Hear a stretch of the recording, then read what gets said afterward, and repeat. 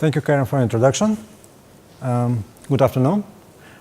I'm Nikolay Malitsky, and today I will be presenting the talk approaching the fifth paradigm. The presentation will outline that next logical step going forward from our previous work developing the Brookhaven National Lab in the context of the large-scale smart data facility that require the integration of the big data platform and the HPC technologies. And representing myself today, I will describe the direction towards a new paradigm of the cognitive applications. The talk will begin with reviewing the existing paradigm and identifying that conceptual paradigm shift triggered by the new emerging machine learning application. In contrast with the big data embarrassing parallel the pipelines, this new application is knowledge-centric and therefore that require the integration of the data-intensive and computer-intensive ecosystem. Then the talk will continue with the description of the Spark-MPI approach that addresses this trend by extending the Spark platform with the MPI technologies. MPI further extend the Spark with the additional high-level computational model such as all-reduce and the pluggable framework for supporting the high performance and the communication protocols like RDMA. Adherence to the MPI that significantly facilitate deployment of the distributed deep learning application on HPC platform. And then the third section of this talk will overview the several MPI-based implementation. This project, they extend the scope of the existing MPI ecosystem, and the Spark-MPI approach will provide the natural solution for the integration with the Spark. The talk will demonstrate this with the Horovod MPI-based training framework from TensorFlow. And the final section will focus on the discussion of the new requirements introduced by reinforcement learning application that actually broke the boundary of the two paradigms. For science paradigms, according to the Jim Gray and Alex Zelay, so the evolution and the scientific discovery can be described by the four science paradigm. To begin with, the first paradigm is experimental. That began over 1,000 years ago. It can be characterized as describing empirical facts and the testing hypothesis. The eventually accumulated information require the explanation, generalization, and using the models and abstraction. That is a subject in the context of the second theoretical paradigm. The computational third paradigm was driven by the computation technologies that advance the scale, scope, and the complexity of research study to the next level. And finally, the significant increase in the internet simulation and experimental data introduce the fourth paradigm of data-intensive science. The modern scientific projects usually rely on the combination of all paradigms. For example, the LHC Large Hadron Collider facility is an experimental device that was built to confirm the existence of the Higgs boson that predicted by the theoretical scientists. But the corresponding discovery required that processing analysis of the significant amount of data that generated from the LHC detector and the model-based simulations. Then the fourth paradigm of data-intensive science rapidly became a major conceptual approach for multiple application domains, encompassing and generating large-scale scientific drivers. Taking a root from the data management technologies, this paradigm emphasizes and generalizes the data-driven knowledge discovery direction that complement computation branch of the scientific discipline. The success of this direction subsequently triggered the explosion of the numerous machine learning approaches addressing a wide range of the industrial and scientific applications. In contrast with the MapReduce the embarrassing parallel pipelines, this application rely on the communication among the distributed workers for synchronizes the internal representation. And as a result, the mismatch of the two different models led to the development of the new generation of the processing framework, such as the GraphLab, TensorFlow, and the Gorilla. The next generation of this artificial intelligence system clearly represents the paradigm shift from data processing pipeline toward the cognitive knowledge-centric application. And as shown on the figure, this system broke the boundary of the computational and data-intensive paradigm and began to form a new ecosystem by merging and extending existing technologies. Identifying this trend is the fifth paradigm that aims to infer the common concept among distributed applications and steer the development of the complementary solution towards the existing and future challenges. But first of all, we need to define the subject of the fifth paradigm, knowledge. Knowledge is an ambiguous concept that is interpreted differently in the different fields, including the epistemology, cognitive neuroscience, artificial intelligence. And for example, in this original talk, Jim Gray discussed objectifying knowledge within the field of ontology for providing structured representation of abstract concepts and physical entities. This direction is related with the development of structured knowledge bases and shared technologies such as the semantic web and the linked data. Existing structured resources, however, only capture the tiniest subset of available information, a very for advanced question answering system augmented by the corpora of raw text and the processing pipelines. For example, IBM DeepQA consists of the multiple stages, encompasses the hundreds of the comparative algorithms from the different fields, including the information retrieval, natural language processing, the knowledge representation and reasoning, the machine learning, of course, and the human-computer interfaces. And as a result, for emerging AI-oriented application imply the more general and practical knowledge definition. Specifically, is a multifaceted substance distributed among heterogeneous information networks and associated processing platform.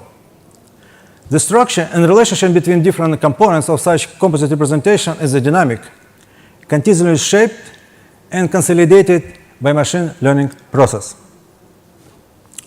And the next slide, they show the evolution of processing pipelines towards the rational engines in context of the corresponding paradigms.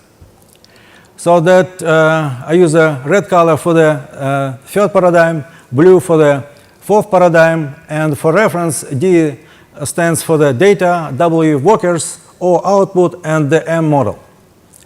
As you know that initial landscape of data-intensive technologies was designed after the Google Big Data Stack and the MapReduce the computational model.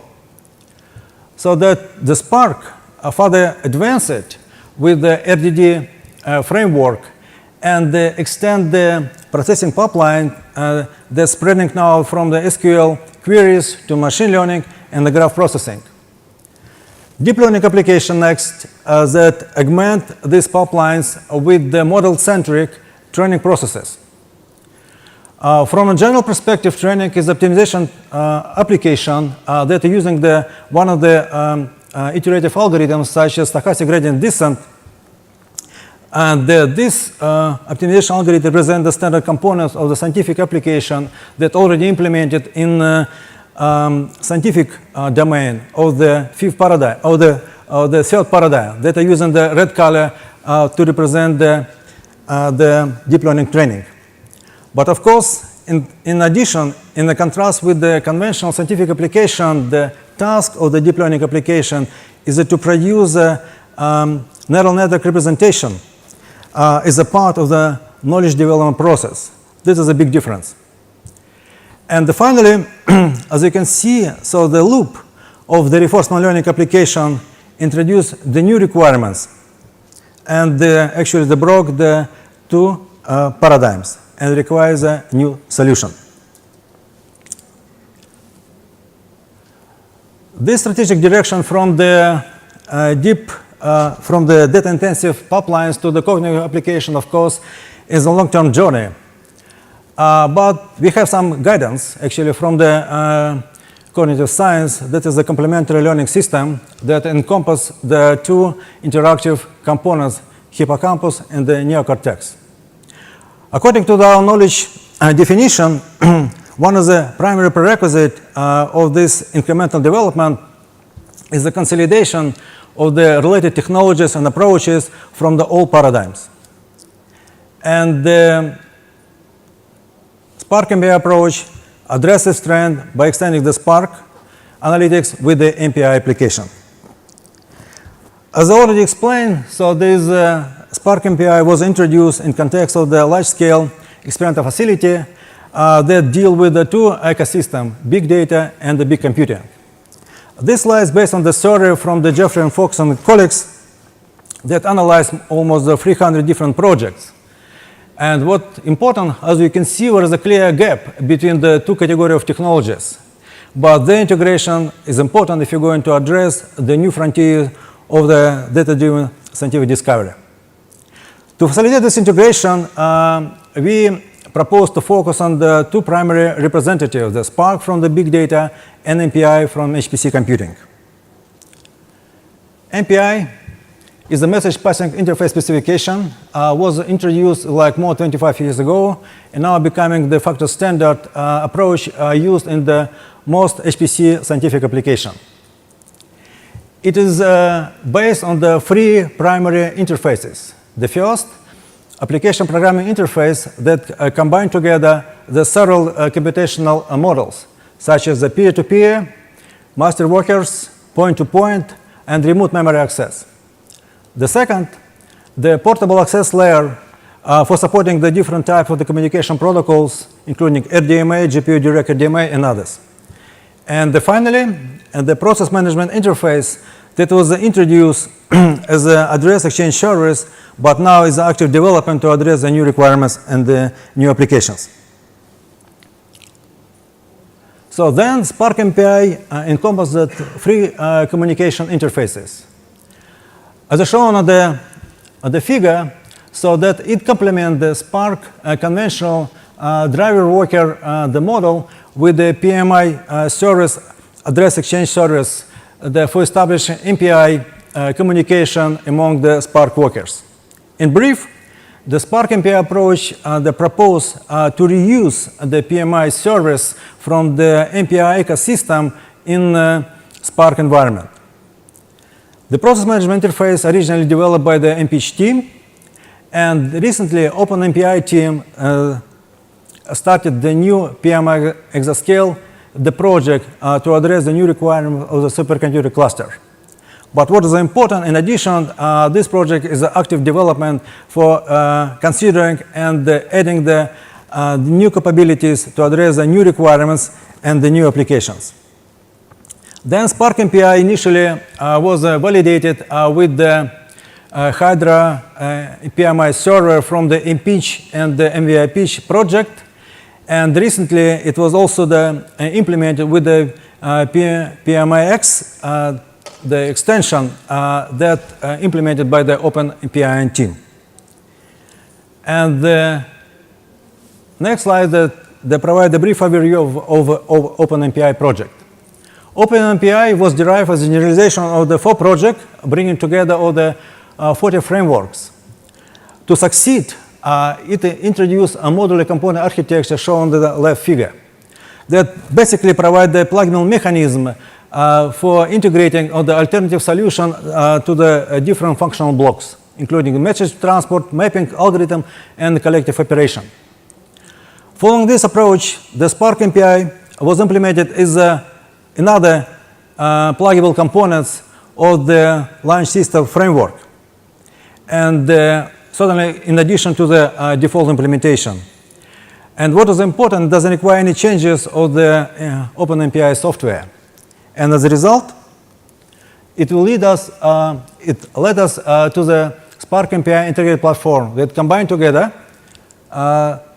Spark, Big Data Analytics with the MPI-based extension and the applications. In the context of the light source facility, it extends the Spark platform with the MPI-based reconstruction algorithm. but MPI-based deep learning application extend this scope with a new direction. Historically, distributed deep learning application was built from scratch because MapReduce computational model didn't suit the iterative communication that's required by the deep learning training. This problem was addressed with the parameter server that introduced by the Google team with this belief, the framework. According to this approach, the workers, distributed workers, they maintain and train the model replicas and communicate with the parameter server for shipping the gradients and synchronously or asynchronously and they synchronize this model. On the other hand, so that the optimization algorithm already implemented with the MPI from the third paradigm, and for example, all-reduced model in red that already provide the very efficient the approach for the peer-to-peer communication among distributed workers. And what is also important, so that also deploy on the HPC platform using the high-performance protocol. That subsequently, the parallel acceleration of the distributed deep learning application were pursuing by the several MPI projects. This slide shows some of that MPI-based deep learning project. The first and the CNTK from the Microsoft Cognitive Toolkit. It's only the project that was built from scratch using the MPI. Other was implemented as a distributed extension around the single server the deep learning engines with the implementation of the all-reduced communication model. For example, TensorFlow MATX added the two new TensorFlow operator, global broadcast and the MapReduce. SCafe from MPI Twitch scale Cafe, deep learning engine with the MPI level hierarchical reduction design. Horovod from Uber adopted BIDO approach based on the ring all-reduced algorithm and further advanced with the NVIDIA library. And finally, the Cray added the programming environment machine learning plugin that was successfully tested recently and demonstrated actually so on the NERSC and the Berkeley. So that slide shows that how to run Horovod MPI, the framework on the Spark with the Spark-MPI approach. As I already mentioned, Horovod MPI-based training framework replaced the TensorFlow parameter server with the wrinkle-reduced approach for averaging gradient among TensorFlow workers. So for the user, it add two additional methods. So the first for initialization, and the second for wrapping TensorFlow worker optimizer with the Horovod distributed framework. As you can see from this script, so this training scenario starting with the installation Horovod and continue with the TensorFlow methods. And after the creating TensorFlow optimizer, it is wrapped with the Horovod adapter. With the Spark-MPI, the same training application can be run on the Spark nodes with the map operations. And to establish MPI communication, we need only to define the MPI-related environment variables such as the PMI cranks and the port number in the beginning of this methods before installation of MPI. And that's it. So it means just the Spark-MPI approach doesn't require any changes in the Spark, and the Horovod, and the TensorFlow. And now I move to the next topic, the deep reinforcement learning applications. This slide shows us architecture for massively distributed reinforcement learning that implemented by the DeepMind team. So that this architecture they outlined the several primary components like actor, environment, replay memory, learner, and the parameter server. The actor communicate with the environment to generate the trajectory of the experience that is stored in the replay memory. As a result, it's able to visit any path of this state space. This architecture uses two forms of the replay memory, global and local, and the local maintained on the actor's machine, and the global is stored in the distributed database. Then learners, they update the Q networks by applying DQN algorithm to the mini batch of the experience tuples that is sampled from a replay memory. Then, according to the TensorFlow disbelief, the distributed framework, they communicate with the parameter server for sending the gradients and the synchronizing their models. And to complete the loop, actor uses Q-network replicas for defining its behavior. As you can see, in comparison with the static deep learning application that were from the previous section, this actor environment communication introduced the new system requirements that is summarized in the paper that was written by the Ray team. These requirements including low latency, high throughput, dynamic task creation, heterogeneous task, average data flow dependency, transparent fault tolerance, debugging, and profiling. Some of these requirements, certainly also they are addressed by the Spark on MPI or the different the projects. But this list, the combination of all these requirements is unique. And as a result, requires the development of the new extension of the new approaches. But despite of the new system requirements, the scope and the potential of reinforcement learning application is tremendous. They have been introduced by DeepMind in the context of the Atari games. The approach was successfully demonstrated by defeating the Lisa Gould, the 80th-time world champion in the Go. And this scope of the application is expanding, moving from the human level, the challenges, to the basic and probably more advanced and the difficult, the cognitive application, including the robotics, self-driving vehicles, autonomous UAV, and others. And in a sense, so they just return back to the future, to the 100 million years ago, to reproduce the basic behavior of our ancient species, such as Pterodactylus antiquus. And in the conclusion, I would like to highlight the following statement. The first, emerging AI project represent a paradigm shift from data processing pipelines towards the fifth paradigm of the cognitive knowledge-centric applications. Knowledge is an ambiguous concept. Then for steering different views, approaches, and application, the practical definition is derived as a multifaceted substance distributed among heterogeneous information networks in associated processing platform. The structure and relationship between the different components is dynamic, continuously shaped, and consolidated by machine learning process. The next, the new generation of AI composite application require the integration of the big data and HPC technologies. For example, MPI was originally introduced with the computational paradigm ecosystem for developing HPC scientific application, but recently, MPI was successfully applied for extending the scale of the deep learning application. And finally, Spark-MPI addressed this strategic direction by extending the Spark platform with the MPI-based HPC application using the process management interface PMI.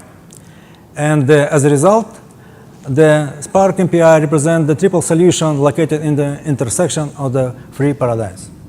Thank you very much.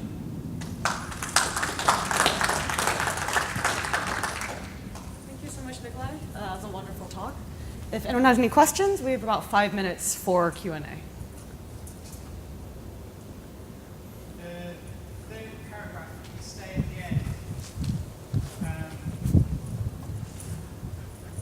Recently. So basically, the last sentence in the third paragraph, could you give a couple of examples where MPI was successfully applied? This one? Yeah. So we, as I said, we develop, we use it in context of the experimental facility in the BNL. So there are several applications.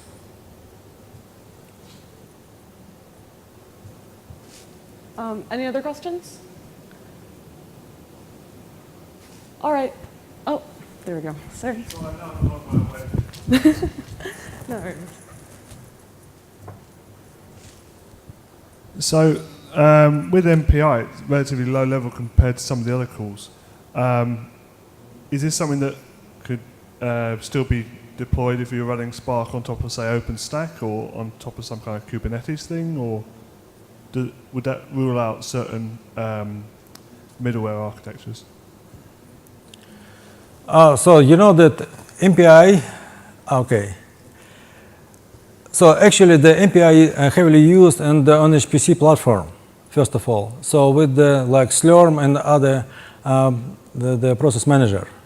So that, this is a good question. So that for me, I just thinking about this internal the HPC platform because it provides this RDMA protocol, something like that. This is really the critical for the large scale and the high performance applications. So that I believe that if you're using MPI, so on the different platform they could be used as well. So that as you can see that MPI provide the pluggable mechanism for supporting the different protocols, not only RDMA but also that Ethernet and others. This answer to your questions? I think so, yeah. Okay. Okay, very briefly, because I think it's quite techy, but how do you reconcile having a Spark context and MPI communicator in the same time? Could you repeat? So you have both Spark running and MPI processes running as well. So you have a Spark context spawning things, and you have an MPI communicator as well. And I guess you have multiple more of MPI communicators, one or you have just one. How do you handle that things, which is, I mean, for me. Actually, we're using this, if I understand correctly, so that your question, so we're using the Spark context. And so this, from this perspective, the Spark is a primary the technology, and the MPI is secondary, so the extension.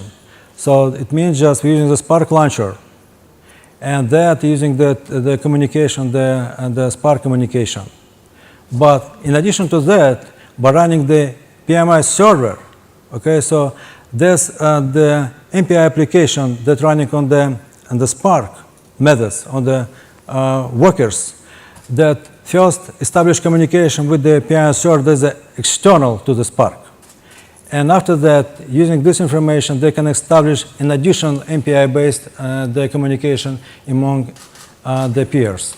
So from this perspective, that one is the natural extension will be extend the Spark, the launcher, with the PMI service. Then we can use the same this combination there's in MPI. So there's for establishing without any external the application. It's clear, no? Yeah, I was still thinking about that, but yeah, it gives hints. Thanks. Okay.